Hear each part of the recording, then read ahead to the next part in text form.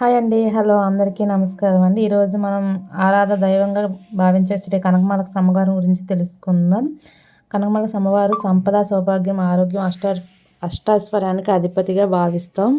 ప్రత్యేకంగా ఆంధ్రప్రదేశ్లో విశాఖపట్నం ప్రాంతంలో కనకమాలక్ష్మి అమ్మవారు ఎంతో ప్రసిద్ధి పొందారు. విశాఖపట్నంలో గుర్రపు సంపంగి వీధిలో ఉన్న కనకమాలక్ష్మి అమ్మవారు ఒకే ఆలయం ప్రపంచవ్యాప్తంగా ఎంతో పేరు తెస్తుంది. ఇక్కడ ప్రతి సంవత్సరం అమ్మవారిని మార్గశిర మాసంలో జరుపుకున్న పండుగ బ్రహ్మోత్సవాలు లక్షల మంది భక్తులు ఆకర్షిస్తారు. ఈ ఆలయానికి వచ్చి అమ్మని దర్శించుకొని అమ్మని ఏ కోరిక అనేది కోరుకుంటే నెరవేరుతుందని ఇక్కడ ఒక నమ్మకం. అమ్మవారి కృపతో అనేక మంది జీవితాలు కూడా మారాయి అన్నది కూడా కథలో మనకు వినబడతాయి.